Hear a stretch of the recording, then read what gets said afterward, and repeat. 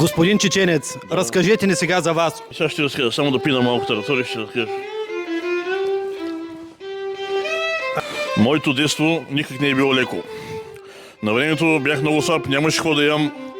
Децата ме тормозиха, бях слабичък, бях като сомалиец, много слабичък. А вие кога станахте толкова силен, господине? По-късно, към 8 клас. Не, по-късно, даже към 12 се мотивирах и така. И станах неотдаваемо силен. От какво семейство произлизате, господине? От нормално семейство, даже бедно семейство. Имахте ли пари за храна, за издръжка? Нямахме, даже просих за едно парче хляб от хората. От милостивата на хората се надявах. Сирак ли бяхте, господине?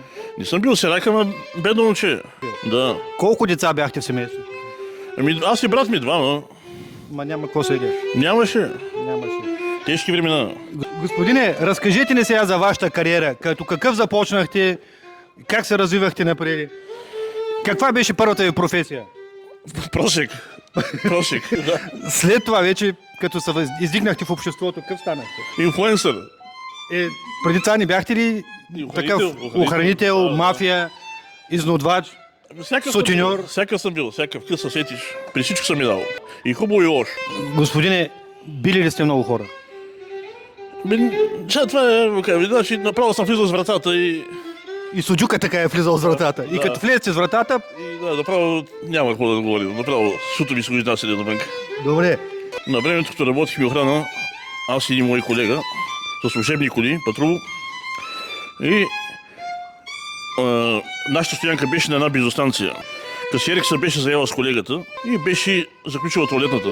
И не му даваше да ходи нито по-малка нужда, нито по-голяма.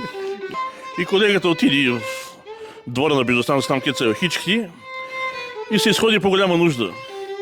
И изхарти и красиви хички, като коледни ухи. Но сутринта идва бензинджията и бензинджията с тази машина, където реже храстите, почна да поддържа борщата. Да ги режи. Подхлъсна на колегата на там, който беше направил. Браво, господин. Да. Това е доста съзидателна история. И после продължението. После вече касиерката вече му отключваше и вратата. Не съм беше, да, пускаше го туалетата.